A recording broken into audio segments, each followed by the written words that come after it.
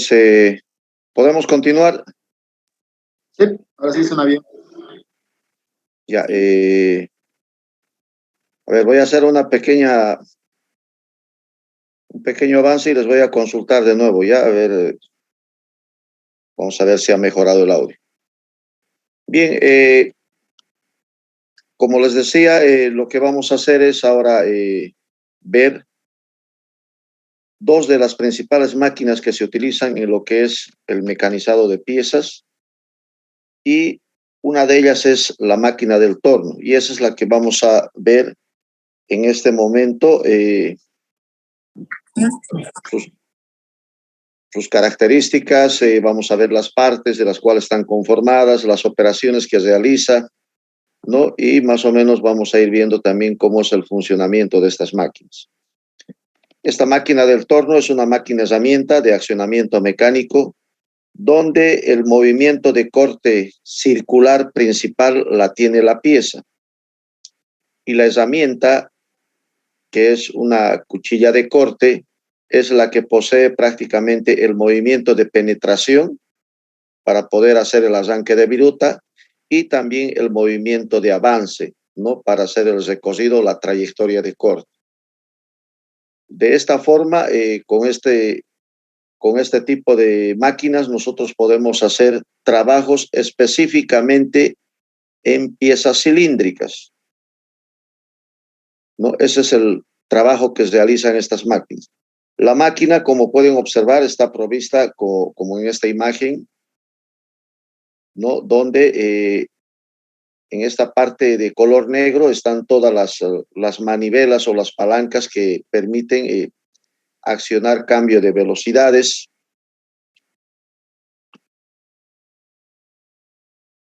Tenemos una parte que es para sujetar la pieza, que es el plato. ¿El audio se escucha bien? Sí, ingeniero. Sí, ingeniero. Ingeniero. Ya, ok. Bien.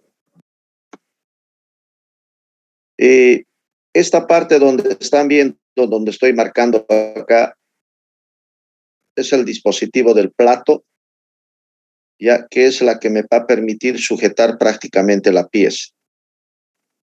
Es en ese dispositivo donde yo voy sujetando la pieza, y en esta otra parte que se llama la toseta porta herramienta, es ahí donde se debe cargar la herramienta de corte, ¿no? Y de esa manera proceder al mecanizado en este tipo de máquinas. Obviamente las partes más adelante lo vamos a detallar, simplemente para más o menos tener una idea, ¿no? Como pueden ver acá, esta pieza está montada en ese plato y esta herramienta de corte está montada acá en la toseta porta herramienta.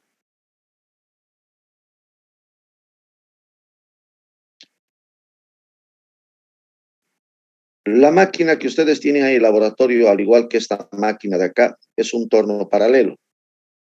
No nos olvidemos que más adelante también vamos a ver, estas máquinas se clasifican en diferentes tipos de torno, ¿no? Esta máquina específicamente del torno paralelo, la que tienen ahí en la imagen, la que hemos visto, y obviamente la que ustedes tienen ahí en el laboratorio, tiene su movimiento principal de torneado en la rotación de la pieza, ¿no? Y obviamente la herramienta es la que tiene el avance de penetración y avance, ¿no? Entonces, de esa manera trabajan estos tornos. Dentro de la clasificación tenemos los tornos paralelos, justamente los que hemos visto, y dentro de la industria metalmecánica, acá en nuestro medio, en Santa Cruz, también la mayoría de las empresas tienen tornos paralelos, trabajan con tornos paralelos, ¿no? Pero dentro de la clasificación hay tornos de tipo revólver, ¿no? Hay tornos de tipo copiador, vertical, hay tornos automáticos, y por último tenemos la última tecnología, que son los tornos de control numérico computarizado. Cabe recalcar que ustedes también tienen allá en su laboratorio un tornito control numérico computarizado didáctico. El problema que se tiene allá, que no hay algunos elementos que necesita esa máquina para su funcionamiento, ¿no? Entonces, es por esa razón que no se le hace funcionar. Así como tienen un torno, tienen también una fresadorita CNC y tiene el mismo problema. Se han hecho las averiguaciones y lamentablemente no se ha encontrado la caja donde están todos los dispositivos y elementos para poder trabajar con esas dos máquinas. Más o menos estas son las características de los tipos de torno. Este es el torno copiador. El torno copiador tiene casi la similar característica de, no sé si ustedes han observado las maquinitas que tienen los que copian llaves, ¿no es cierto? Donde en un lado, en una parte colocan la llave y en el otro lado colocan la otra llave a hacer la copia. Entonces, tiene más o menos ese principio de funcionamiento, el torno copiador. El torno revólver, como pueden ver acá, es una máquina mucho más angosta, que generalmente se utiliza para piezas de mayor diámetro y no así de longitud. En cambio, tenemos también el torno vertical, ¿no? Donde el cabezal es un tipo, el portaherramienta también es un tipo más o menos de tipo revólver y obviamente el dispositivo de sujeción está en la base, no está en la parte lateral como los otros. Este es el torno paralelo, el más común, el más utilizado en la industria del mecanizado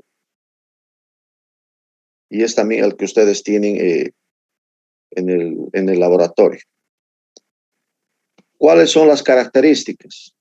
¿No? Si ustedes se fijan, acá podemos ver tanto las partes principales como también sus características generales, ¿no? Todos los tornos paralelos tienen estas características, independientemente que sean de distinta procedencia de fabricación, tienen las mismas similitudes y las mismas características. Obviamente, dependiendo del tamaño, entonces cambia sus características de capacidad y de trabajo más que todo.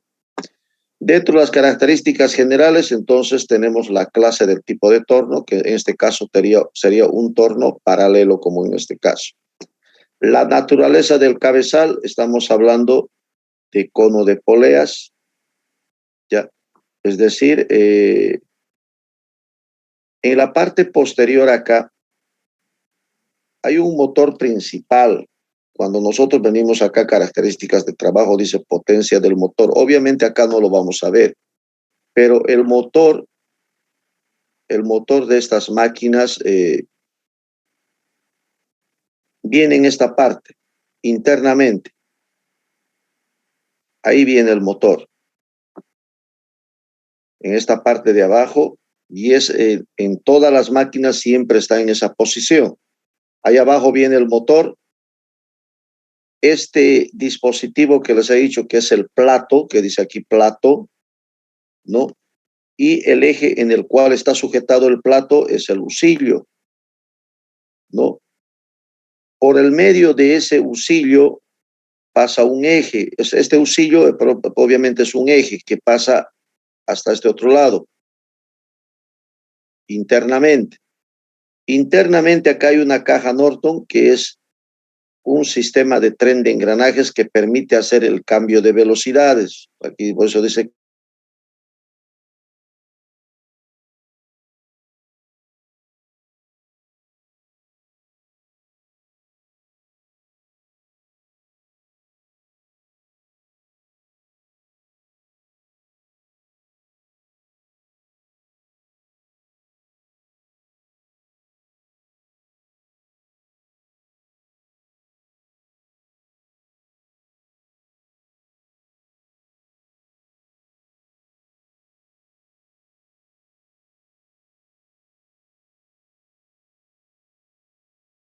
Ingeniero, no se lo escucha si es que está hablando. No se le escucha nada, ingeniero. Ingeniero. Ingeniero. Sí, ingeniero, sale bien. ya, ok, gracias. Bien, jóvenes, lo que estábamos hablando acá, todas estas máquinas para poderlas reconocer tienen características técnicas, ¿no? Las cuales pueden ser las generales de capacidad y de trabajo. Esta máquina específicamente, la que estamos viendo acá, es un torno paralelo, la cual tiene sus características. Por ejemplo, el tipo de torno que es, dentro de sus características generales, es un torno paralelo. Lo que les decía, ahí tiene naturaleza del cabezal, dice de cono de poleas, ¿no? Entonces, y obviamente acá dentro las características de trabajo dice potencia de motor, ¿no? Y de repente ahí ustedes se preguntan, ¿y dónde va ahí el motor? En este tipo de máquinas, en todas las máquinas en general, siempre lo van a ver ustedes al motor en esta parte de acá.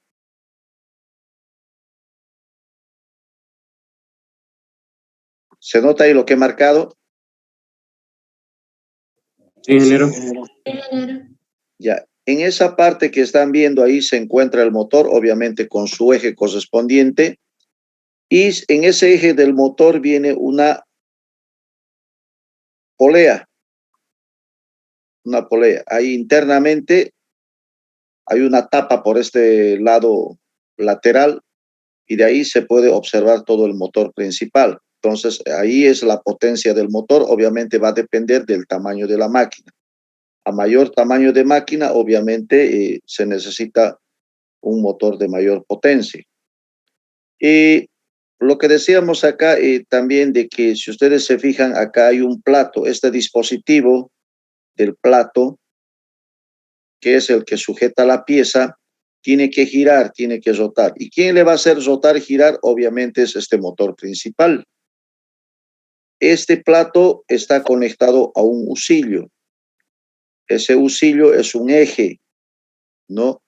Es un eje que pasa internamente por esa caja Norton. Ahí tenemos la caja Norton. ¿Qué es la caja Norton? Es un sistema de transmisión de engranajes que está internamente de esa caja, la cual me permite realizar los cambios de velocidades. Este husillo en esta parte lateral también tiene poleas y obviamente para transmitir movimiento, estas poleas están conectadas, estas poleas están conectadas con correas, ¿no? Que van de esa manera. Entonces, al encender el motor, transmite movimiento rotacional a la polea y la polea a través de esta correa transmite ese movimiento al husillo de la máquina. Y esta caja Norton, que es un sistema de transmisión de engranajes, a través de estas palancas que están viendo, permite generar los cambios de velocidad de giro de esto de acá. Forma de la bancada de guías prismáticas. Las bancadas son estas guías que están viendo acá que les voy a marcar. Es esta parte de acá. Todo eso es la bancada. Sobre esa bancada se desplaza todo este caso que están viendo acá. Todo eso se desplaza de izquierda a derecha sobre esa bancada, ¿no? Y esas guías son prismáticas, más o menos en forma. Tiene más o menos esta forma, ahí, ¿no? Obviamente a lo largo, ¿no? Ahí. Todo ese largo es. Dentro de las características de capacidad está la altura del eje de giro de la bancada. Entonces, esto se refiere prácticamente, si aquí va la pieza, a esta altura de acá, hasta la bancada. Esto me permite saber qué dimensiones en diámetro yo puedo, va a poder girar libremente sin chocar con la bancada, lo cual me permite saber qué diámetros puedo mecanizar. Longitud máxima de pieza que se puede tornear es la distancia entre puntos, que vendría prácticamente desde acá, desde el inicio del plato que tiene para sujetar hasta acá, hasta el punto. Esa distancia es prácticamente la distancia entre puntos, lo cual me va a permitir saber que esa es la longitud máxima que puedo mecanizar. Y por último, el diámetro máximo de pieza que se puede tornear, bueno, esa es la que ya hemos mencionado hace un momento, ¿no? Entonces, esas son sus características de capacidad que se deben tener en cuenta para poder saber todas sus características técnicas de esta máquina. Dentro de las de trabajo, aparte de la potencia del motor, tenemos la gama de velocidades del giro principal. Entonces, acá ustedes están viendo, hay palancas, las cuales, y acá hay unas tablitas en las cuales me indica la gama de velocidades que puedo manejar. Gama de velocidades del caso de avance, longitudinal, transversal.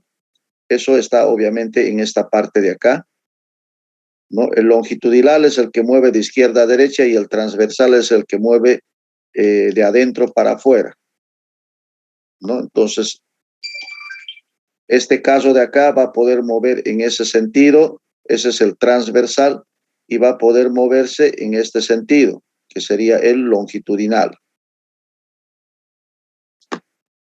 Y obviamente las dimensiones del cuerpo de la herramienta a montar sobre el portaherramientas. Entonces, son algunas de las características que se deben considerar al momento de verificar esta máquina. No sé si hay alguna consulta, alguna pregunta ahí. He tratado de explicarles. Obviamente no es lo mismo con una máquina en físico. Todo claro, ingeniero. Dentro de las características, más que todo en estas de acá, en las de capacidad, podemos verla acá, ya, eso es lo que más o menos les decía, ¿no? Ahí está marcando la distancia C, por ejemplo, ¿no? Desde el plato hasta el contrapunto de apoyo es la distancia C, es la distancia máxima entre centros, prácticamente es la longitud máxima que yo puedo mecanizar en la máquina. D, fíjense, D es el diámetro máximo de pieza que puedo trabajar, porque ese es el volteo máximo sobre la bancada que puedo mecanizar. R es el radio, la mitad del diámetro, y B la longitud de la bancada. B es, fíjense, desde dónde viene la longitud de la bancada hasta el final, pero la longitud de la bancada no me dice que es la longitud que yo puedo mecanizar. La longitud a mecanizar simplemente es la distancia entre centros, nada más, porque este equipo que están viendo ustedes acá ya es el contrapunto, y ese contrapunto obviamente está ocupando un espacio de la bancada, ¿no? Y aparte acá también, por debajo del plato, obviamente también hay todavía la bancada, entonces el mecanizado no va a llegar hasta ahí. Entonces, por eso la distancia, la longitud a mecanizar solamente se contabiliza de la distancia entre centros, desde el inicio del plato hasta el contrapunto de apoyo.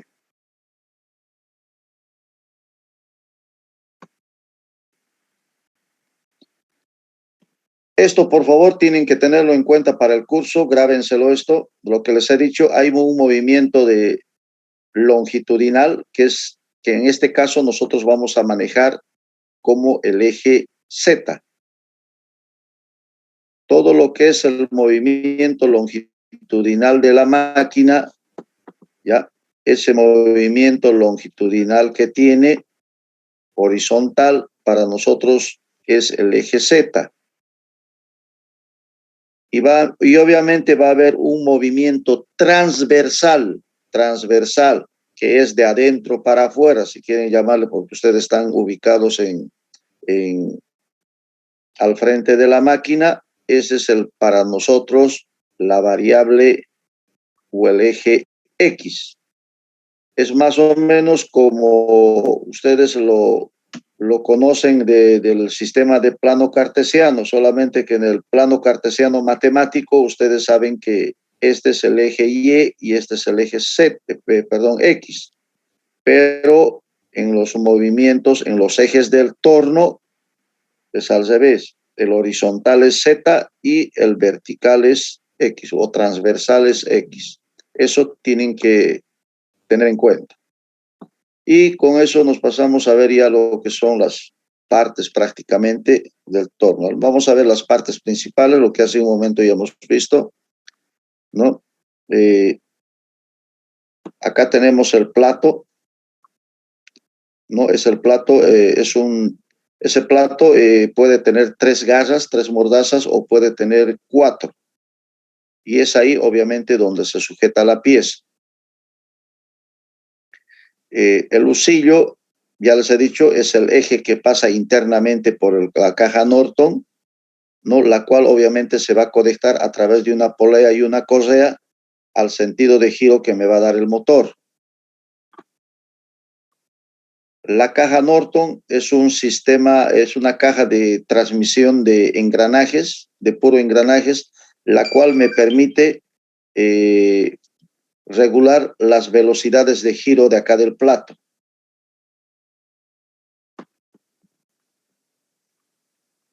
Tenemos las manivelas de avance longitudinal, esta de acá. Todas las máquinas tienen siempre en esta posición. Y la manivela más grande siempre es del avance longitudinal. Es decir, que este caso, ¿no? Porque fíjense, este es el caso, ¿ya? Todo este caso longitudinal va a hacer este movimiento. Esta es la bancada, por si acaso, fíjense. Es una guía prismática, como les había dicho ahí, pueden observar mejor ahí. Sobre esa bancada, que es una guía prismática, se traslada y se mueve de manera longitudinal, el caso longitudinal, a través de esta manivela, obviamente, ¿no? Entonces están conectados eso ahí. También tenemos la manivela de avance transversal. El transversal, fíjense, también es una manivelita que vienen acá, es una manivela mucho más chica, ¿ya? ¿Qué es lo que pasa acá?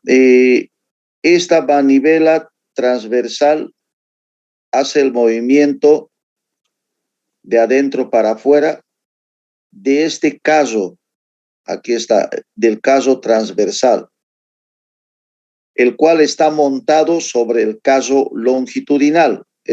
El caso transversal no está montado sobre la bancada.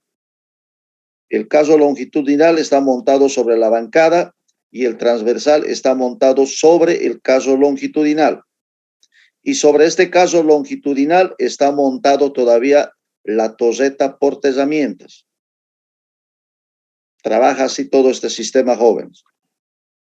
Y por último, acá tenemos este equipo que están viendo acá, es el contrapunto de apoyo. Este contrapunto de apoyo se utiliza bastante para hacer taladrados y también para, como su nombre indica, para apoyo para piezas largas que se van a mecanizar. Y obviamente este contrapunto también tiene una manivela, como pueden observar acá, la cual me permite aproximar o alejar el contrapunto. Y dentro de esto, obviamente, lo que no se ve, lo que les he dicho acá internamente, abriendo una tapa por este lado, entonces van a poder observar el motor principal. No sé si hay alguna pregunta, alguna consulta ahí, de repente alguien conoce esta máquina, tiene alguna inquietud al respecto, pero esas son las partes principales de esta máquina. Preguntas, consultas, jóvenes. Ingeniero, una consulta para que quede más claro. La manivela de avance transversal sería la que causante, podría decir, del movimiento de penetración, y la longitudinal sería de movimiento de avance. Exactamente. Lo ha dicho bien claro ahí. La manivela del avance transversal es el que me va a graduar y regular el movimiento de penetración de la cuchilla, es decir, la profundidad de corte. Y esta manivela longitudinal es el que me va a hacer el movimiento de avance. al momento de hacer el corte. Es así. ¿Alguna otra consulta?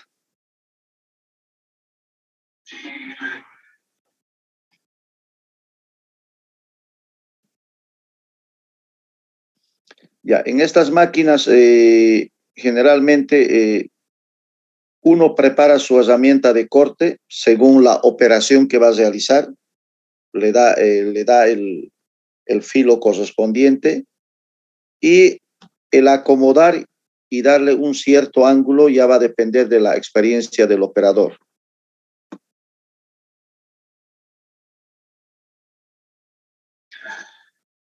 ¿Alguna otra consulta más? Disculpe, estas llaves que están encima del motor, ¿qué son? Y abajo de la caja, abajito de la caja de Norton. Estas de acá. Sí, sí. A ver, voy a marcarlo. A ver, un ratito, lo voy a marcar. Estas. Sí, sí. Ya. Con esas palanquitas de ahí, acá esta base que están viendo acá, todo este largo que están viendo, es un tornillo sin fin. Es un tornillo sin fin y el de abajo es un eje. Hay otro, ¿no ve? Igualito paralelo, es un eje. Este tornillo sin fin es el que me permite, obviamente, hacer el recorrido de avance. Pero a la vez también no se olviden que con esto yo puedo hacer roscas, ¿no? Entonces, estas palanquitas son para graduar el paso de las roscas, ya sea en el sistema métrico o en el sistema Windward inglés. Es para eso. En base a estas palancas, este tornillo sin fin, porque el roscado es de manera automática. De repente el roscado es el procedimiento o la operación más compleja en hacer en un torno.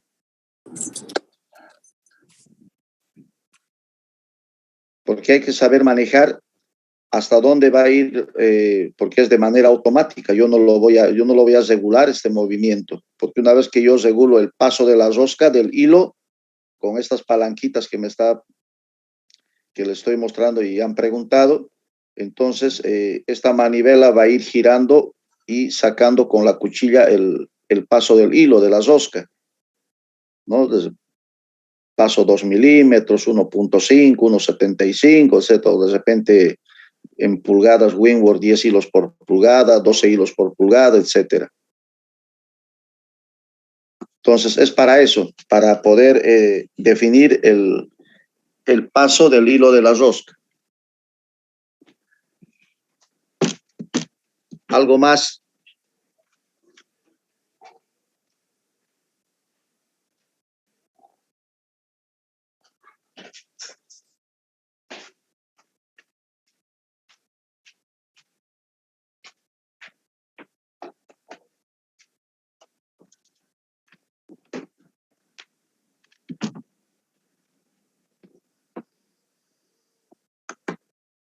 ¿Alguna otra consulta ahí?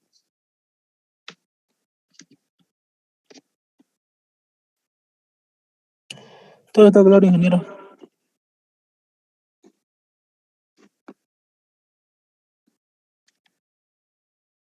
Bien.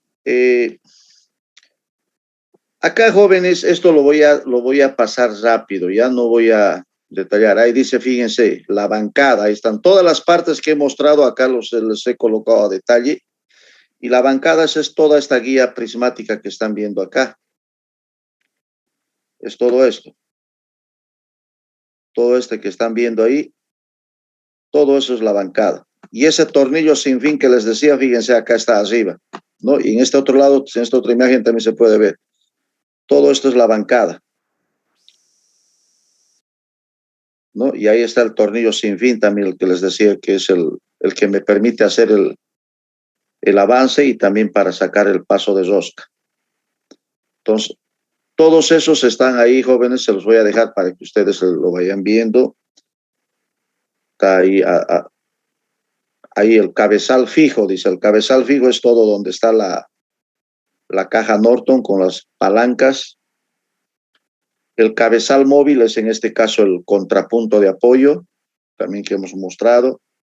Los casos, longitudinal de abajo y transversal de arriba, ¿no? Y arriba del transversal está la toseta portezamientos. El caso superior portezamientos, ahí está, este es el caso superior, ¿no? Y se monta sobre esto. Este verde que están viendo al lado derecho es el caso transversal, y sobre ese caso transversal, sobre este eje va montado la toseta portezamientos. Este es el plato que me permite sujetar la pieza. Puede ser un plato universal de 3 garras. Estos platos también vienen de diferente tamaño, de 4 pulgadas, de 6 pulgadas, de 8 pulgadas, de 10, de 12, o sea, y dependiendo del tamaño del torno, o sea, podemos tener diferentes tamaños de plato. Los puntos de apoyo van en los contrapuntos de apoyo atrás para poder sostener piezas largas.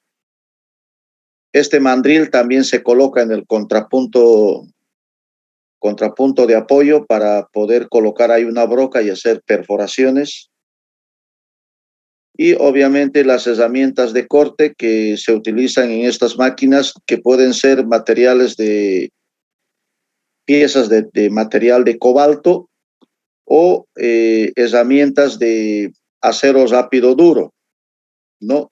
Por sus siglas en inglés es HSS, ¿no? Y son unos insertos, como están viendo acá, son unos insertos que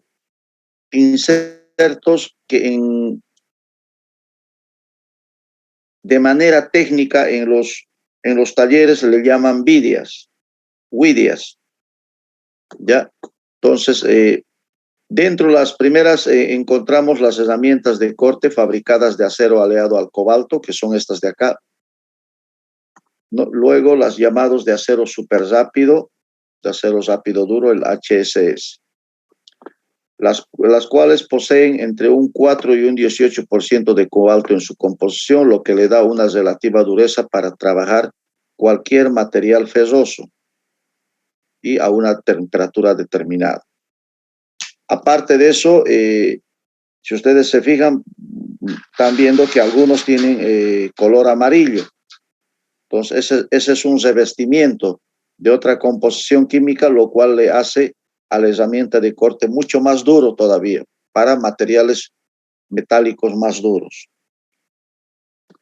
Estas herramientas de corte generalmente en el torneado tiene 3 ángulos, el de incidencia, ¿no? El de filo y el de ataque. Entonces, cada uno tiene su respectiva función para poder hacer el desprendimiento del arranque de viruta del material.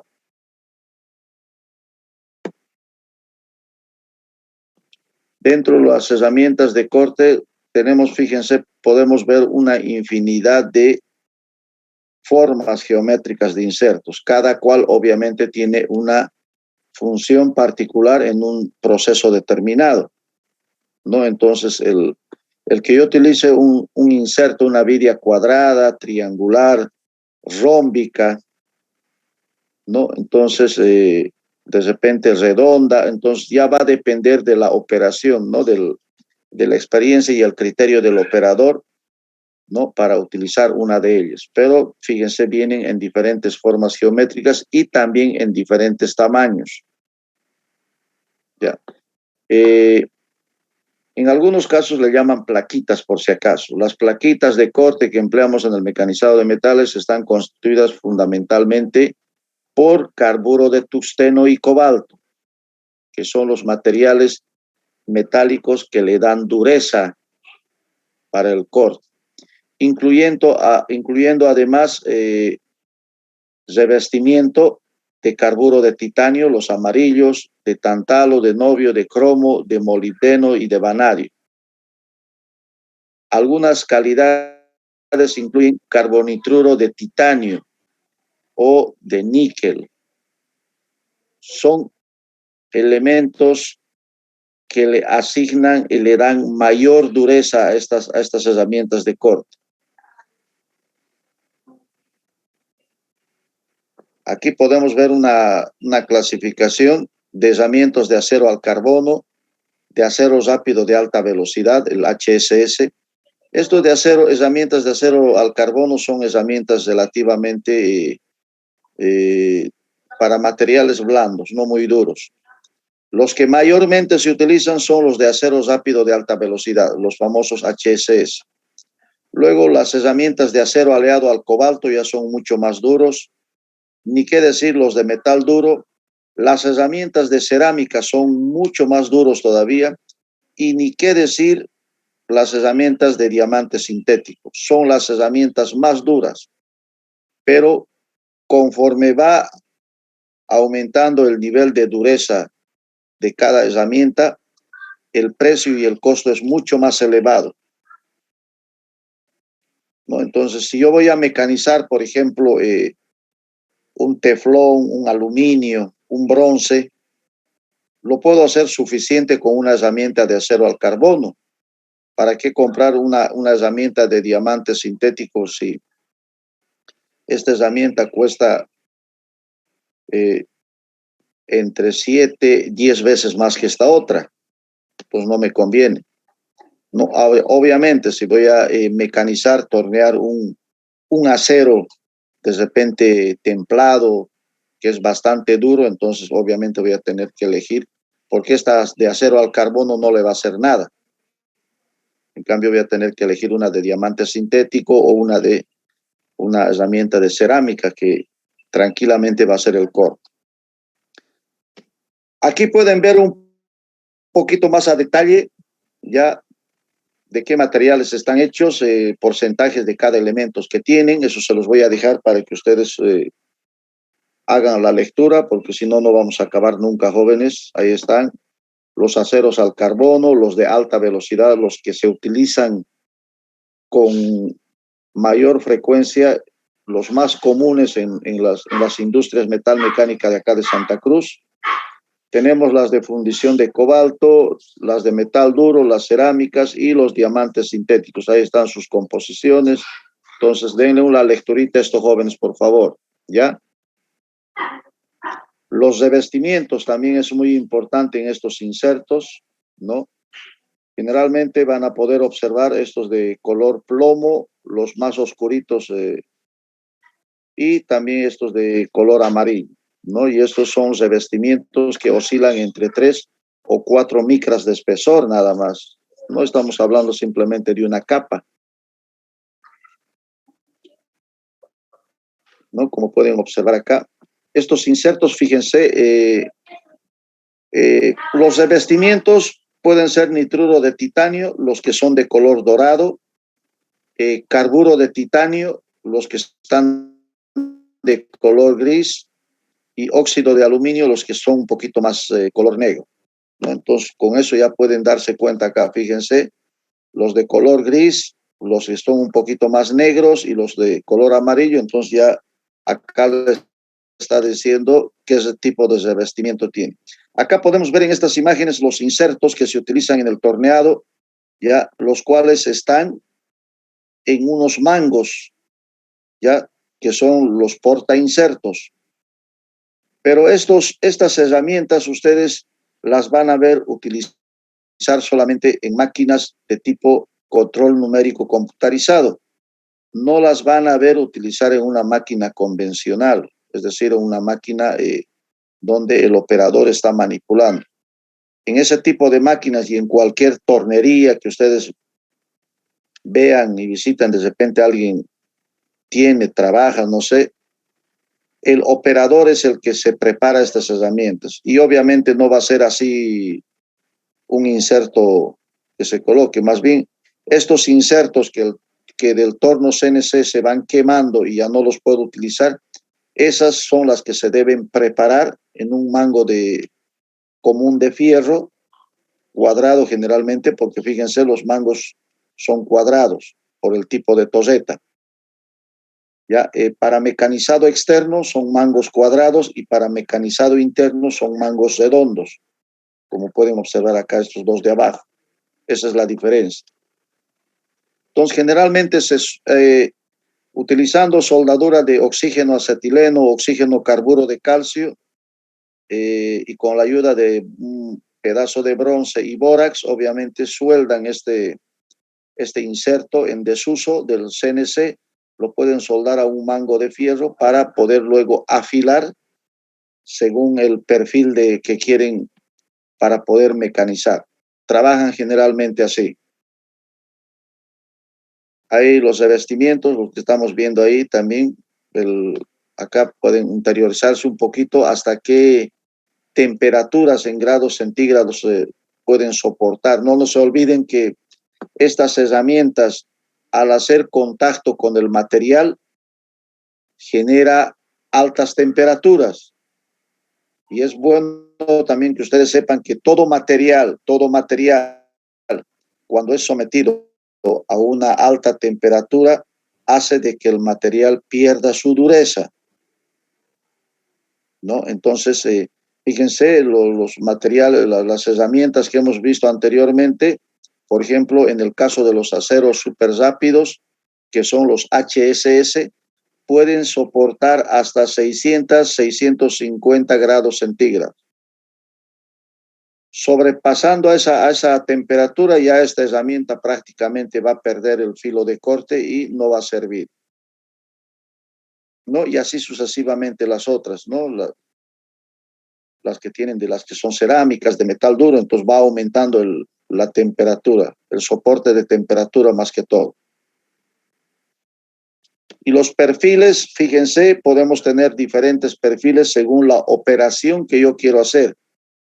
No, acá tenemos una pieza, por ejemplo, y fíjense, no voy a decir qué operaciones son, pero acá, por ejemplo, la herramienta 1, fíjense, es un cobalto zómbico debe ser esta de 80 o puede ser también una cuadrada, que simplemente es para cilindrar.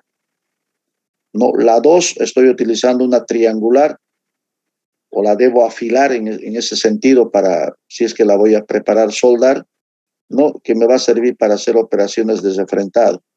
La número 3, fíjense, tiene que ser algo redondo para poder hacer estas curvaturas redondas. Acá la número, en este caso, está que es similar a la 2, esta de acá, pero con un filo de corte más pronunciado y para hacer un poco de vaciados, como estamos viendo acá.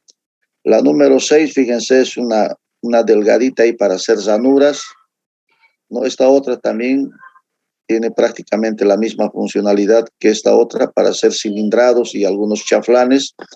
Y la de roscado, esta última, es muy especial, ¿no? La de roscado tiene que tener un triángulo, ¿no? El cual va a ser la cresta de la rosca, ¿no? Y obviamente esa tiene que tener un ángulo, ese triángulo tiene que tener un ángulo, ¿no? Si es rosca métrica, tiene que ser de 60 grados, y si es que es rosca Windward, entonces tendrá que tener 55 grados, eso es por norma. Otras herramientas de corte son las moletas. Estas sí no hacen arranque de viruta, pero sirven para hacer como estas operaciones, por ejemplo. A un eje cilindrado le puedo hacer esta forma de trilla, más o menos como están viendo acá, con estas moletitas, estos rodillitos que están viendo, este es el moleteador, y en estos rodillitos que están viendo acá de color amarillo, es ahí donde se pueden colocar estos para poder dar una forma de trilla, ¿no? Eso también se utiliza en el torno. Las brocas también son herramientas que se pueden utilizar en el torno para hacer taladrados. Bueno, estas brocas normales ustedes la conocen. Y estas otras que están viendo acá con filo en ambos lados se llaman brocas de centro. Son brocas que solamente me hace el marcado del inicio el cual me va a servir para apoyar con mi contrapunto o me sirve para guía para que después haga la perforación. Solamente para eso sirve. Bien, jóvenes, eso es más o menos en cuanto a herramientas. No sé si hay alguna consulta, alguna pregunta hasta ahí.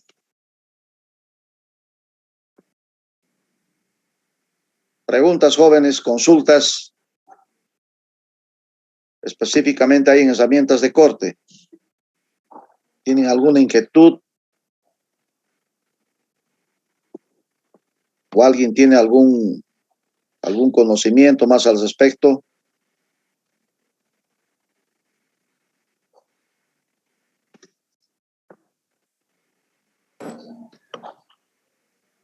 Todos entendido, ingeniero.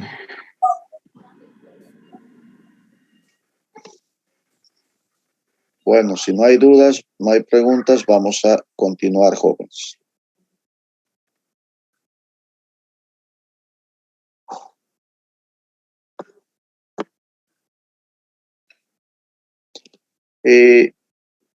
Ahora vamos a entrar ya a las operaciones en sí, ¿no? ¿Qué es el torneado?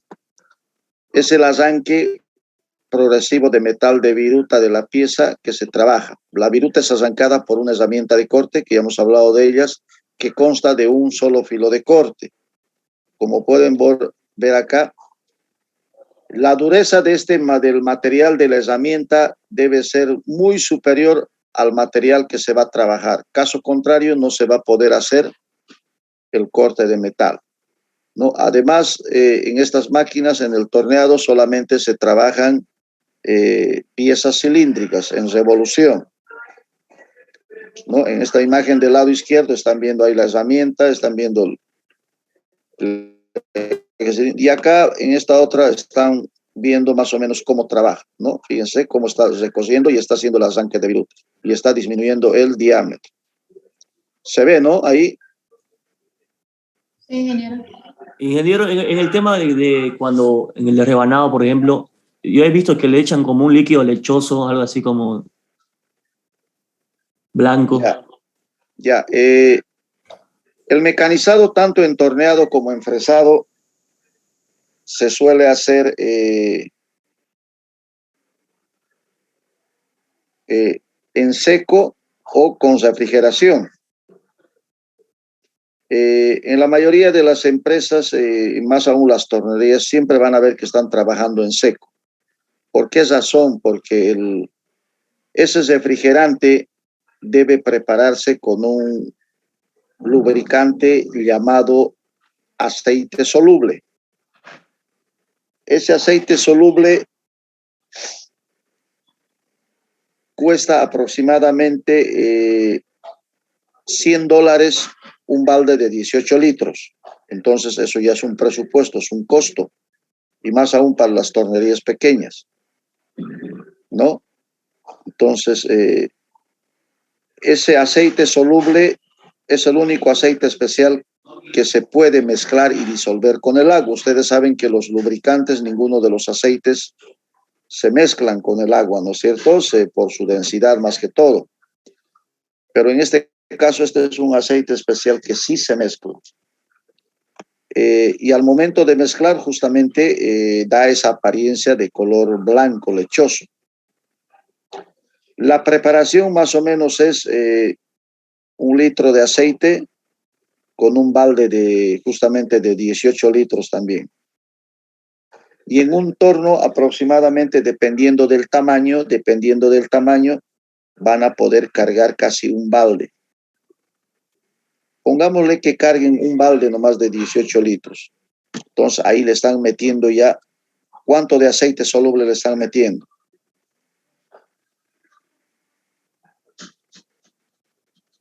¿1 litro? No. He dicho, es 1 litro de aceite por un balde de 18. ¿Entienden? Sí, y en la ¿Se entiende la mezcla o no?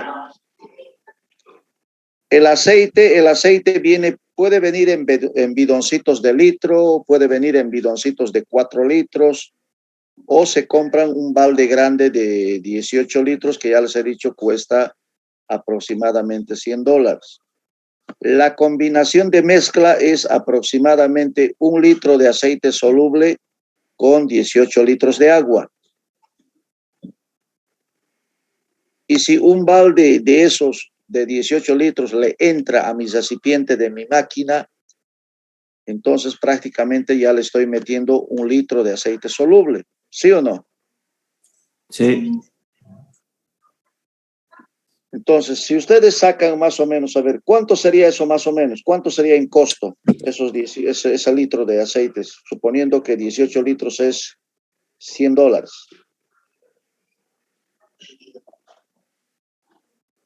¿Cuánto costaría ese litro? $6, ingeniero. ¿Cuánto? $6 aproximado. $6 aproximadamente. Estamos hablando más o menos de unos, en bolivianos, pongámosle 40 bolivianos. ¿Es así? Sí. Sí, ingeniero. Pongámosle eso. ¿Cuánto tiempo creen que me va a durar eso? En la máquina.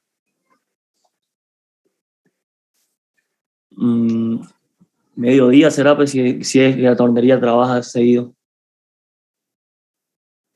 No, no tampoco tan poquito. O sea, ese aceite me va a durar aproximadamente, perdón, esa carga que yo le voy a hacer me va a durar aproximadamente unas 2 semanas. Unas 2 semanas. A la segunda semana yo ya tengo que volver. Ni siquiera, no es que se va a acabar el aceite, no es que se va a acabar, digamos, toda esa mezcla de 18 litros en el recipiente de la máquina. No se va a acabar. ¿Va a mermar un poco? Sí, va a mermar, pero no se va a acabar. Pero necesariamente tengo que cambiar. ¿Por qué razón? Porque crea bacterias y se hace insoportable el olor que desprende. Entonces necesariamente tengo que cambiar, sacar todo eso, botar, lavar mi recipiente, mi tanque de la máquina y volver a cargar. Entonces, y eso ya es un presupuesto, es un costo para la empresa. Entonces, es por esa razón que en la mayoría ustedes van a ver trabajarlo así en seco, sin ese refrigerante.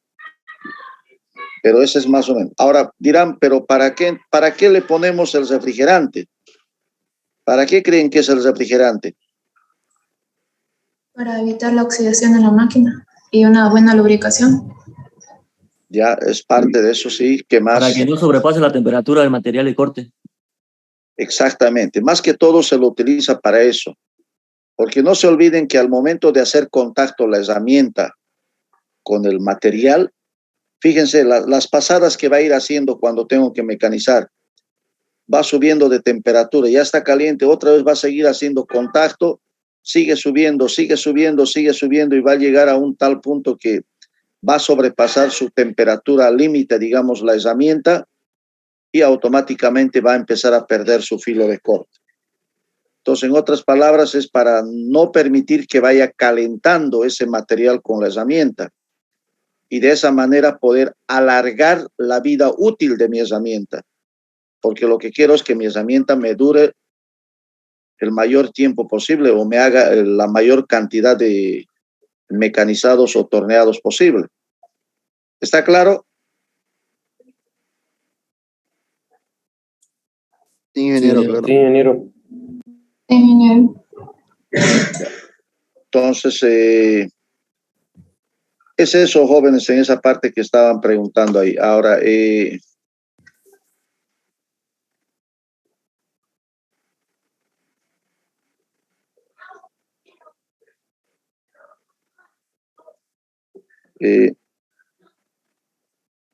este tema de acá del torneado con refrigerante, también es muy importante lo que decía ahí. Aunque en la actualidad, jóvenes, cómo hace el avance de la tecnología, hay herramientas ya específicas que son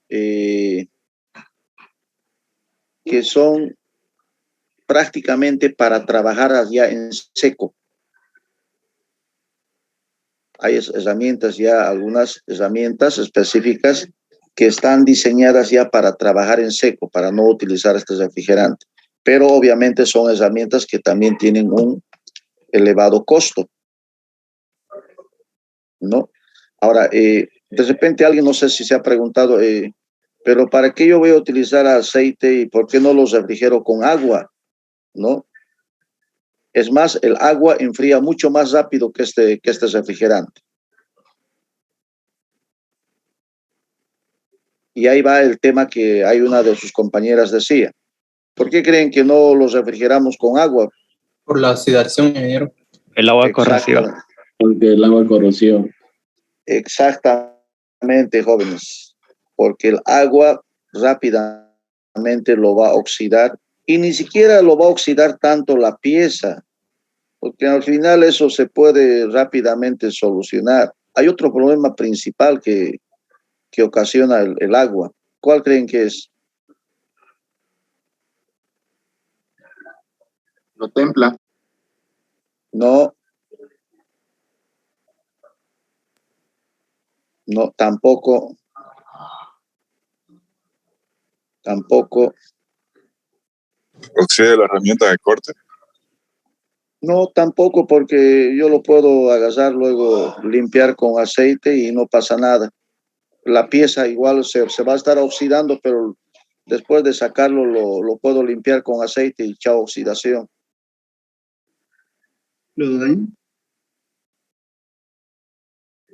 No se olviden, jóvenes, a ver,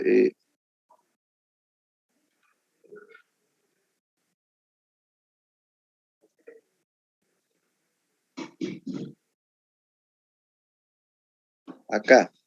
¿Se ve acá nuevamente mi torno? Sí, ingeniero. Ya.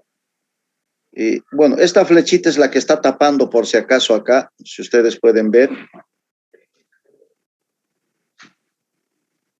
Acá, fíjense, aquí hay una llave de paso. No sé si lo pueden observar. ¿Sí? Hay una llave de paso. Y aquí hay como un grifo, que lamentablemente acá la flechita no me he dado cuenta, lo está tapando la flecha, la boquilla del grifo. Ese es la boquilla donde sale el refrigerante. Entonces, fíjense que esté aquí la pieza, ya, con el refrigerante, con el chorro de refrigerante, yo lo voy dando acá, digamos, hay que moje, que salpique ahí, ¿no? Si es agua, o sea, es refrigerante cualquiera, va a empezar a mojar y va a empezar a enfriar. Esa agua va a ir cayendo acá, va a ir mojando a toda esta parte. ¿Y qué pasa? A ver si alguien se da cuenta con eso. Me parece que con eso ya. Corroe los demás componentes de la máquina. Eso, jóvenes. Ese es el primer detalle por lo que prohibido enfriar con agua. Porque este agua, no te olviden que esta máquina tiene varios componentes. Está la bancada, y peor si se entra dentro de en fin, la bancada lo puedo secar, lo puedo limpiar superficialmente, pero que se entre dentro del caso longitudinal, transversal, adentro yo no voy a poder limpiar y por adentro se lo va a ir carcomiendo la corrosidad y prácticamente pierdo todo esto.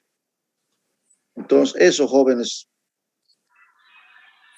es por esa razón que en estas máquinas generalmente se prohíbe enfriar con agua, porque el agua rápidamente filtra y entra a todas las partes móviles de la máquina y internamente eso no lo voy a poder limpiar ni secar, y eso, el agua es fatal para la corrosión de las partes móviles metálicas de la máquina. Eso a modo de complemento, jóvenes. Bien. Estábamos en el torneado, ahora vamos por ejemplo, dentro del torneado hay dos operaciones. Uno es el desbaste y otro es el acabado. Esto es muy importante que atiendan porque vamos a hacer cálculos de esto y ustedes tienen que tener la idea Si vamos a hacer desbaste y acabado o solamente vamos a hacer desbaste, entonces, porque de acuerdo a eso se va calculando. Tenemos una serie de ejercicios ahí que tenemos que resolver. No creo que nos dé ahora, pero yo creo que mañana, jóvenes, tenemos que sí entrar a resolver eso por lo menos. Entonces, la operación de desbaste prácticamente es el arranque de material en bruto. ¿No? Como están viendo acá, no me interesa el acabado superficial en el desbaste. Lo que me interesa es arrancar la mayor cantidad de material posible. Obviamente siempre con la finalidad de minimizar tiempos de mecanizado. No arrancar de mayor profundidad de corte. Eso es lo que me hace el desbaste.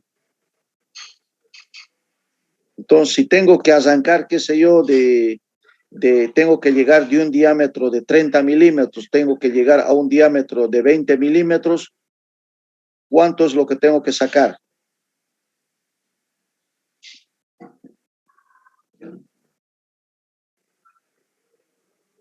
¿Me entendieron ahí, jóvenes? ¿Me entendieron? ¿Puedes repetir, ingeniero, por favor? Si tengo un material de diámetro 30, de 30 milímetros, y tengo que cilindrar a un diámetro de 20 milímetros solamente. ¿Cuánto tengo que sacarle? ¿Cuánto de arranque de viruta tengo que sacarle? 5 milímetros. 5. ¿Por qué 5? Porque le quitas 5, el torno va girando, entonces le quitas 5 y 5 del otro lado son los 10 milímetros. Muy bien. Bien, bueno el análisis y para todos jóvenes. Ya los que me iban a decir 10, de repente pensaban decirme no. Esto es por lado. Entonces, yo en la profundidad de corte P, yo solamente tuviese que sacar 5 milímetros. 5 milímetros a un lado, como dice la compañera, y 5 al otro son los 10 que me va a marcar la diferencia para llegar de 30 a 20. Entonces, el desbaste significa que yo tengo que sacar 5 milímetros. Ahora, esta profundidad de 5 milímetros es mucho, salvo que mi herramienta sea buena y el material sea blando. Pero si el material es duro, es un acero, sacar 5 milímetros, ni idea. Ahora, de repente, estos 20 milímetros tienen que quedar como un espejo brillando. Entonces, estamos hablando de una calidad superficial de precisión. Entonces, es ahí donde yo tengo que sacar, yo tuviese que sacar, qué sé yo, a ver, le puedo sacar de 1.5. De 1.5. ¿Cuántas pasadas tuviese que dar?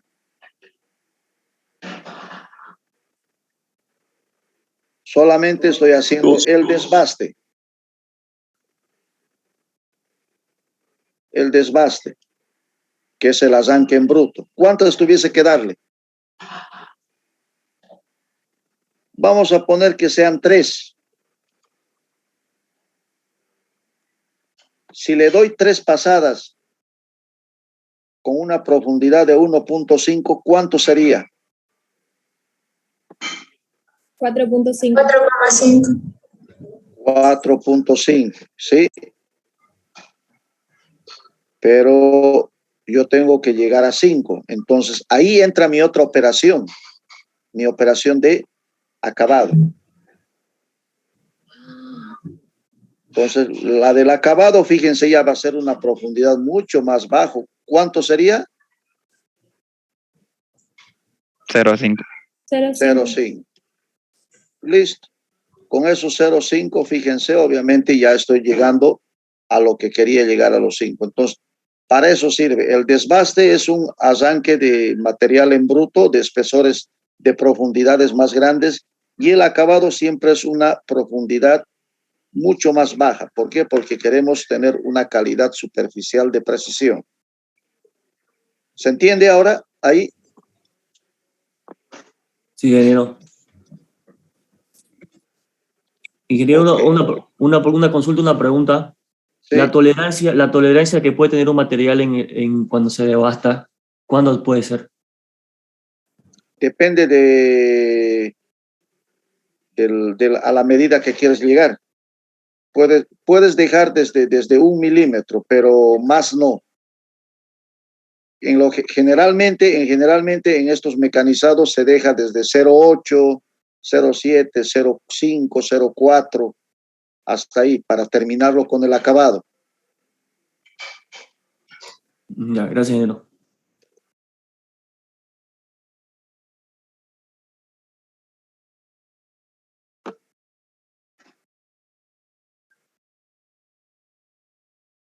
Entonces, la operación de acabado es esa, la que les he dicho, es cuando se ha de conseguir una calidad superficial determinada, ¿no?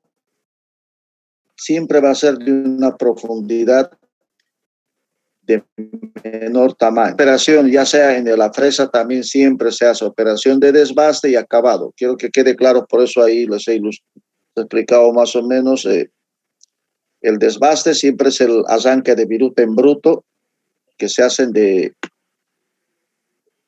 mayores espesores, de mayores profundidades, y para el acabado ya se deja cierta cantidad que me va a poder dejar un acabado superficial de calidad. Dentro de las operaciones del torno, tenemos refrentado, cilindrado, taladrados, ranurados, torneados de forma, de cono, tronzados, roscados, moleteados. Entonces, todas ellas obviamente tienen una particularidad. Aquí pueden ver más o menos cómo son cada uno de ellos. Acá tenemos un cilindrado recto externo, acá tenemos un torneado cilindrado externo cónico, acá tenemos un perfilado de una esfera, acá tenemos una ranura externa, acá tenemos un refrentado cuando se hace la cara frontal, acá tenemos una ranura frontal de forma circular, tenemos un torneado de forma, obviamente con una herramienta especial que me haga más o menos esta forma geométrica. Tenemos el mandrinado y ranurado interno, o también llamado cilindrado interno, que es con una herramienta que va interiormente. Pero para hacer este cilindrado interno yo tengo que primeramente hacer un taladrado, ¿no? También se pueden hacer taladrados. El tronzado es una operación de seccionamiento de pieza. Esta herramienta que están viendo en el tronzado lo va a cortar, va a lograr cortar la pieza. El roscado, obviamente ya conocen una rosca, y también los moleteados, ¿no? Los que me van a dejar prácticamente una forma de trilla, la parte externa, que es más de estética más que todo. El flujograma que vamos a ir viendo para esto más o menos es... ¿Están viendo este flujograma acá? Sí, ingeniero. Entonces, acá, esto quiero que quede claro. Acá partimos de un diseño, que es lo que queremos mecanizar. Elegimos la máquina, que en este caso va a ser torno, o cuando veamos la fresa, de repente va a ser fresa, ¿no? En el plan de trabajo tenemos que definir qué operaciones le vamos a hacer a esa pieza, según el diseño. Hay que hacerse un cilindrado externo, de repente tiene cono, de repente tiene rosca, de repente tiene un taladrado interno. Entonces, eso definimos acá en el plan de trabajo. Ahora, para cada operación que yo voy a definir en el plan de trabajo, tengo que elegir la herramienta adecuada. ¿Por qué razón? Fíjense, porque la herramienta del cilindrado no es la misma que la herramienta del roscado, ¿no? Entonces hay que tener mucho cuidado. Esa herramienta de roscado no es la misma que un ranurado, y esa de ranurado tampoco es la misma que el cilindrado. Entonces, para cada operación que yo defina, ya ustedes tienen que prácticamente también elegir su herramienta de corte adecuada. O sea, es decir, más que todo la forma, no la forma. Y obviamente para cada una de ellas tienen que designarle también una condición técnica de mecanizado. Entonces, eso lo vamos a ver. Y posteriormente con todo eso, obviamente ya es la ejecución, ¿no? Por ejemplo, acá, si en el plan de trabajo tengo un cilindrado externo, digamos, ¿no? Un cilindrado externo.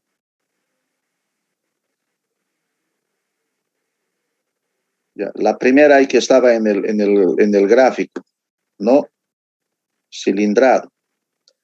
En el plan de trabajo. Después de seguro que voy a nombrar otros más, ¿no? Que no sé qué operaciones más. Para el cilindrado externo voy a definir acá qué herramienta de corte voy a hacer. De repente una triangular. Listo. Elijo que es una triangular, ¿no? Ahí mi herramienta de corte. Entonces, para cada operación del plan, tengo que elegir qué tipo de herramienta voy a utilizar. Y acá tengo que definir las condiciones técnicas de mecanizado. Es decir, para este cilindrado yo tengo que definir primeramente 3, 2, 1, 2 y 3. ¿Cuál es el primero? Lo que hemos visto, esos movimientos. 3 movimientos hemos visto, hemos analizado y se ha recalcado con imágenes, todo eso. ¿Cuál es el primero? Profundidad, avance y Movimiento de corte. Movimiento de corte. Profundidad. Primero se define el de corte. El de corte. Ese movimiento de corte yo tengo que definir en revoluciones por minuto. Para eso vamos a utilizar tablas, se utilizan tablas, etcétera, y vamos a tener que calcular el movimiento de corte. Ya, luego decía hay el movimiento de profundidad. Ya, eso lo vamos a denotar con la P, profundidad, que va a estar ¿en qué medida? Milímetro. En milímetros. A partir de ahora ustedes tienen que, y eso también ya en tecnología mecánica uno les han debido recalcar, la unidad de medida que nosotros manejamos en mecánica es el milímetro. Se olvidan del centímetro, del metro y otras medidas. Acá es el milímetro. Y por último, el tercero, ¿cuál es? Avance. Avance. El avance lo vamos a denotar directamente con la letra F. ¿Por qué la F mayúscula? Porque de esa manera está definido en los tornos CNC.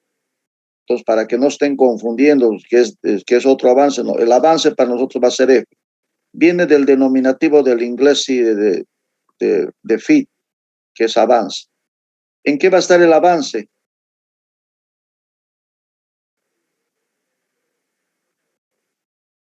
Milímetro. Milímetro por... Viene 2 jóvenes acá. Eso ya va a depender de que ustedes revisen la máquina. Milímetro por minuto o viene en milímetro por revolución. Esto no lo definen ustedes. Ustedes tienen que fijarse en las tablas de la máquina y ahí viene a decir en qué está. Pero generalmente viene en milímetro por minuto. Casi la mayoría de las máquinas vienen en milímetro por minuto. Pero hay algunas que tienen en milímetro por revolución. Esos jóvenes ahí, eso es lo que tenemos que definir y después ya obviamente la ejecución ya es pues en la máquina, ¿no? En la máquina tenemos que proceder con estas características que estamos definiendo en este flujo de proceso. ¿Se entiende más o menos ahí? Sí, ingeniero. Ok. Ya, todo lo que estoy explicando y estoy anotando aquí, se supone que ustedes están tomando apuntes, jóvenes, porque yo voy a volver a preguntar, así que...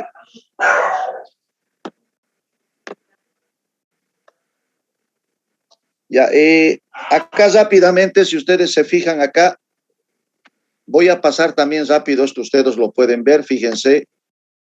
Por ejemplo, acá, todas esas operaciones que hemos visto, cómo funcionan, el refrentado.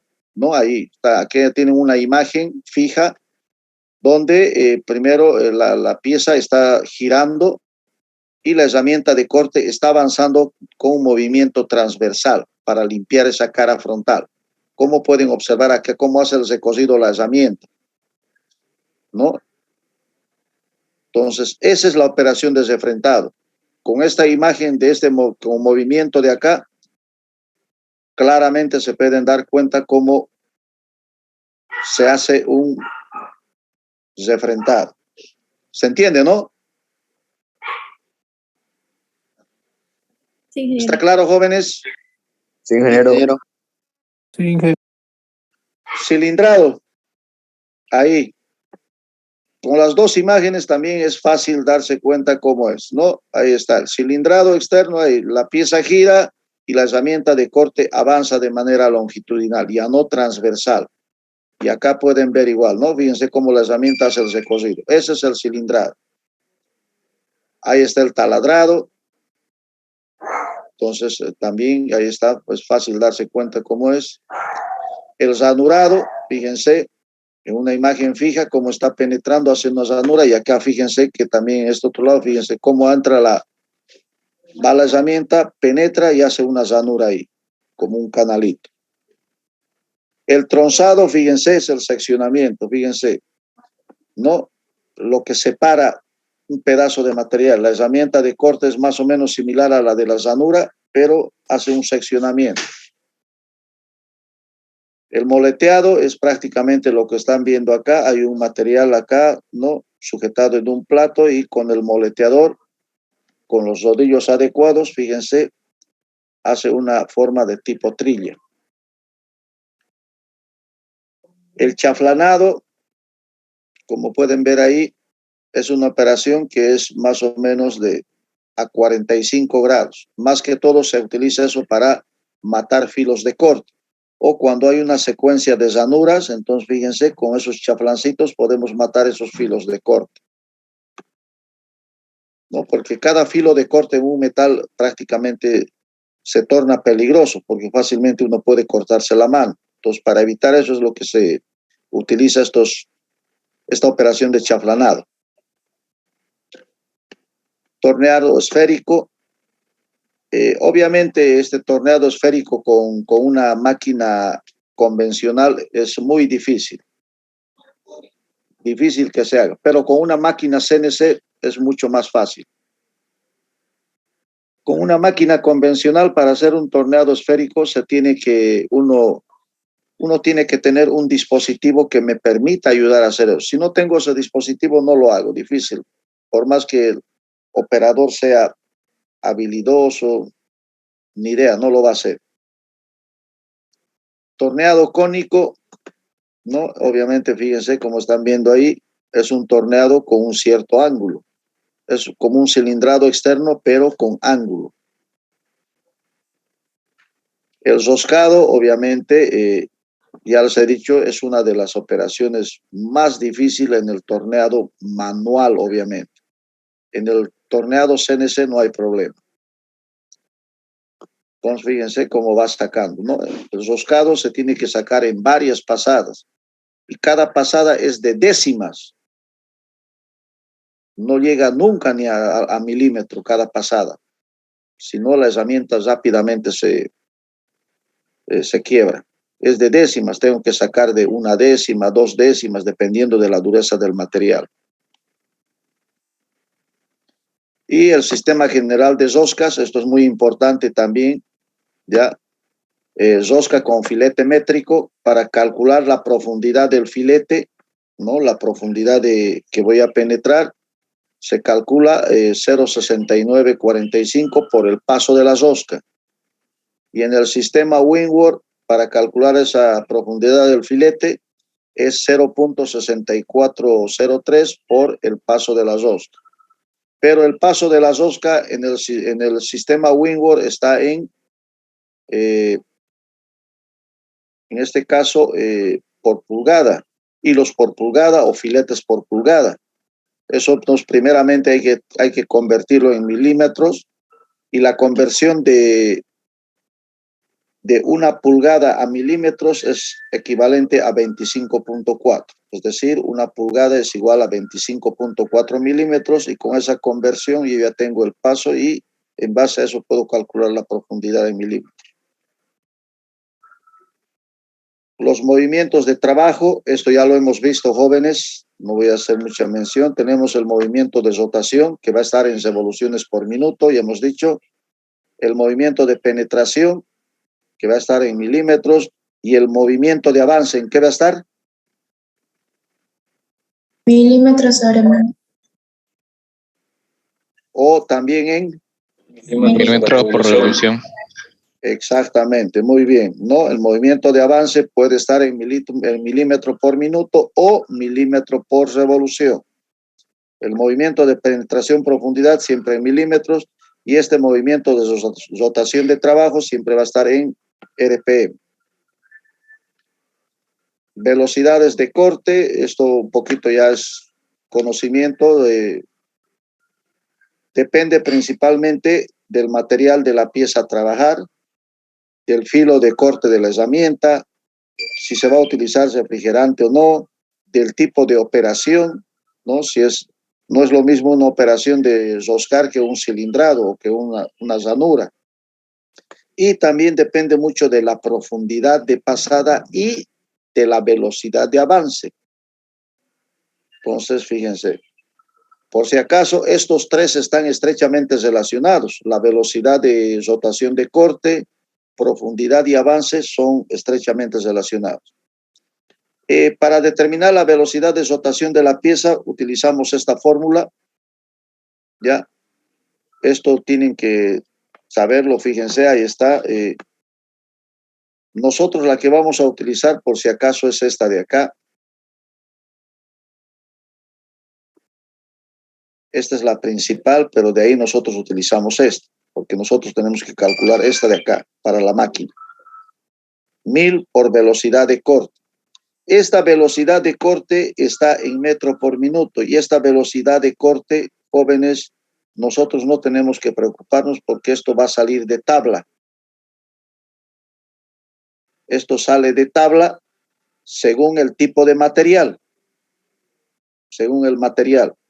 Si yo estoy utilizando, qué sé yo, un material de bronce, entonces me voy a ir a una tabla, busco el material y con ese valor voy a sacar el valor de esta velocidad de corte.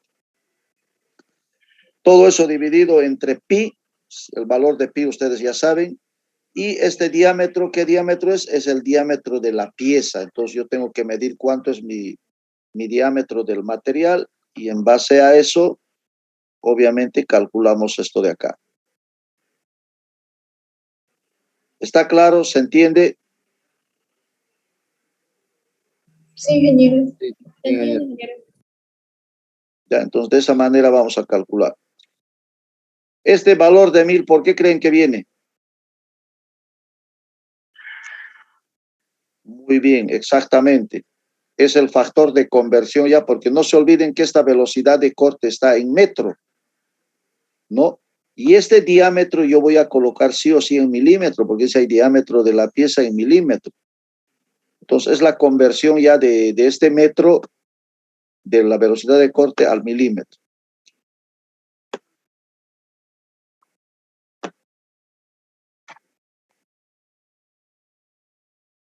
Aquí están las tablitas que vamos a utilizar. Tenemos para materiales de acero de máquina, de acero de herramienta, de hierro fundido, de bronce, de aluminio, ¿no? Y es más, aquí fíjense, tenemos, ¿no? Para desbastes, acabados, ¿no? Tenemos en pies por minuto y en metro por minuto. Obviamente nosotros vamos a utilizar lo que dice metro por minuto, ¿no? Y también tenemos para operaciones de roscado. Entonces, una tablita, que es una tablita que no nos estamos inventando, es una tablita que ya está predefinido por las cuales son resultado de varias experiencias en diferentes laboratorios. Velocidad de avance, igual, fíjense, ¿no? ¿De qué depende? Del estado superficial que uno quiere obtener, de la potencia de la máquina, de la sección del mango, de la sujeción de la herramienta, de la rigidez de la máquina y obviamente de su relación con la profundidad de pasada. Entonces son condiciones que se deben considerar al momento de definir qué velocidad de avance le voy a dar. Esta velocidad de avance, ya les he dicho, fíjense, puede estar en milímetros por minuto o puede estar en milímetros por revolución, ¿no? Entonces acá F es en milímetros por minuto, ¿no? Entonces, si yo tengo información ya del N que he calculado en la velocidad de rotación, Fn viene a ser, F sub n viene a ser avance, pero en milímetros por revolución. Entonces, con la velocidad de rotación n y conociendo el avance en milímetros por revolución, yo puedo determinar mi avance en milímetros por minuto. Para eso también tenemos acá tablas que me pueden ayudar, ¿no? Fíjense, estas tablas, por ejemplo, están en milímetros por revolución. ¿No? Tengo para acero de máquina, de herramientas, hierro fundido, bronce, aluminio, ¿no? En desbaste y acabado. Por ejemplo, para bronce, dice, en desbaste puedo utilizar, me da un rango entre 0,4 y 0,65. ¿En qué está? En milímetros por revolución. Y si es acabado, puedo utilizar entre 0,07 y 0,25 milímetros por revolución. Si tengo milímetros por revolución, F sub n, y tengo ya el n mayúscula calculado anteriormente, entonces con esos dos puedo determinar mi avance en milímetros por minuto, porque la mayoría de mis máquinas están en milímetros por minuto. ¿Se entiende ahora, no?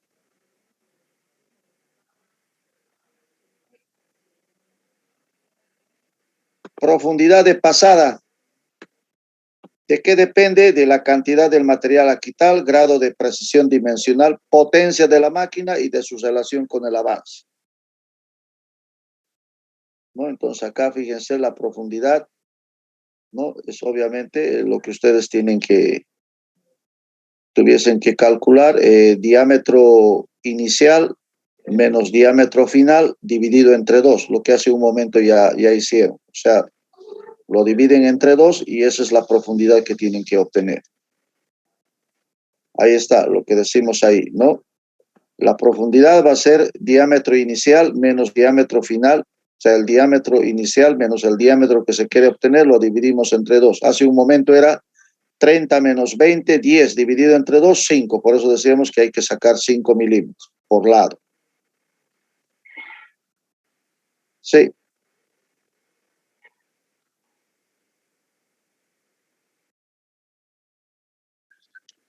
Generalmente se utiliza la misma, solamente cambia sí velocidades.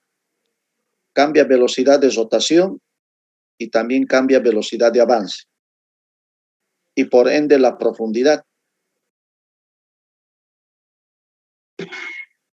Ahora, en algunos también cambian herramienta. Eso ya depende del criterio del operador. Pero de entrada, lo primero que hay que... Si yo puedo utilizar la misma herramienta para hacer desbaste y acabado. Puedo utilizar la misma herramienta, pero sí tengo que cambiar velocidad de rotación.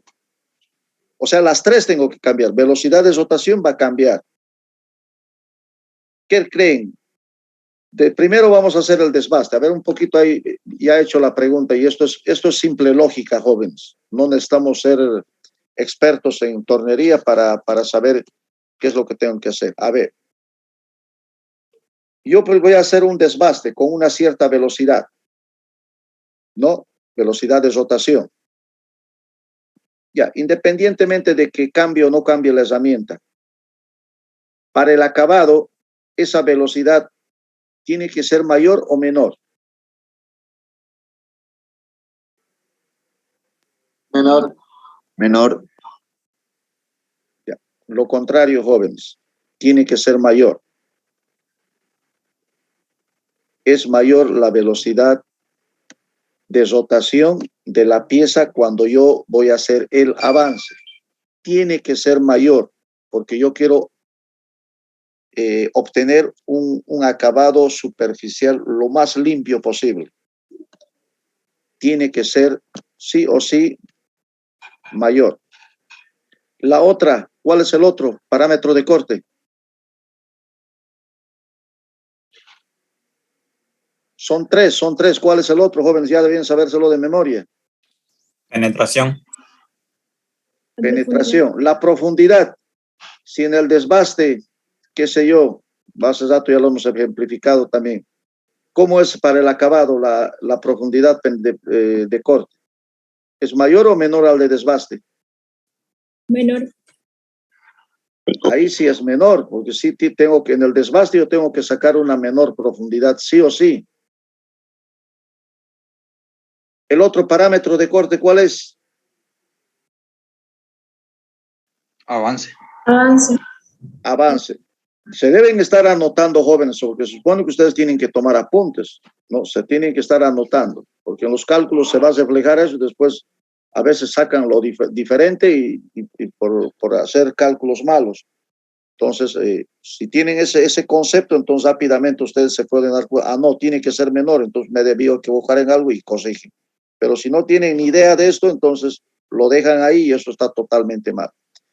En el avance, en el último, yo voy a hacer un desbaste con una cierta velocidad de avance. ¿Y cómo creen que debe ser para el acabado? ¿Mayor o menor esa velocidad de avance? Menor. Menor. Menor. Menor. Tiene que ser mucho más lento.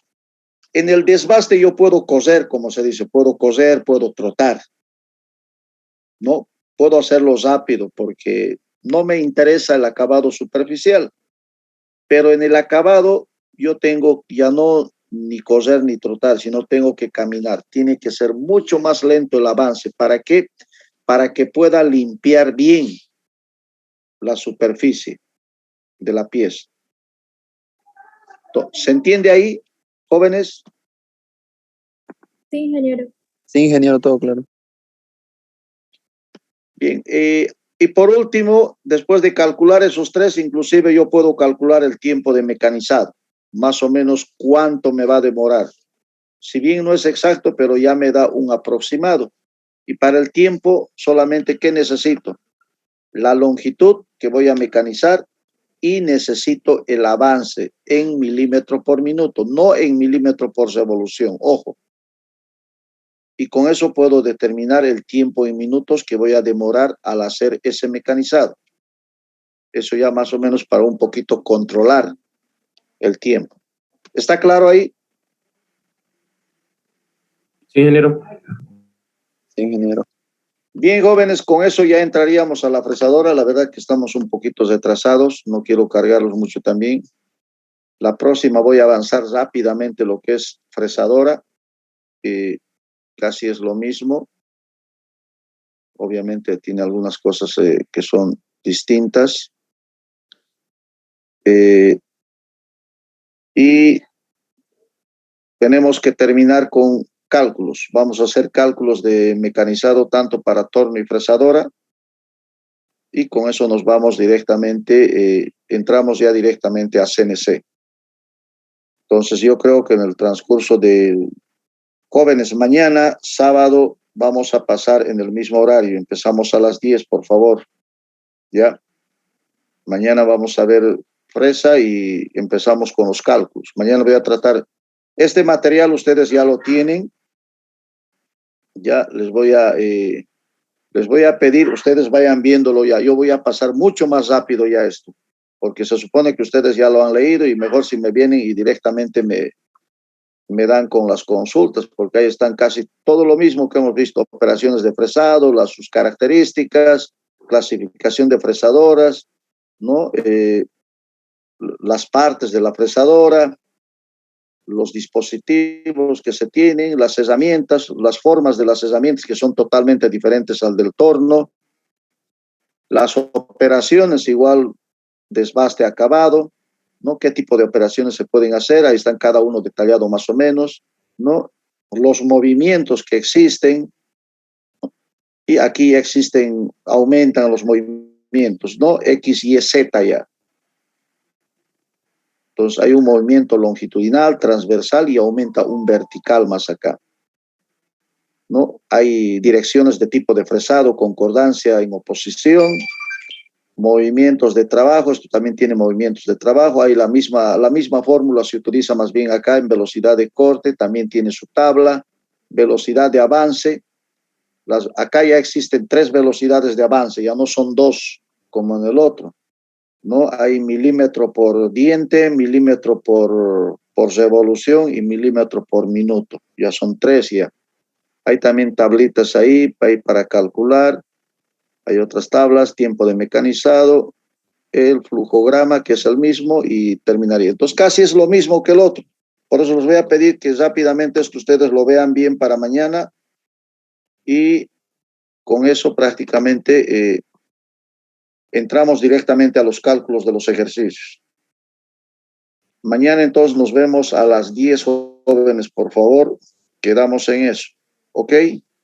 Ok, ingeniero. Hasta luego. Hasta luego, ingeniero. Hasta luego. Hasta luego, jóvenes. Hasta luego, ingeniero.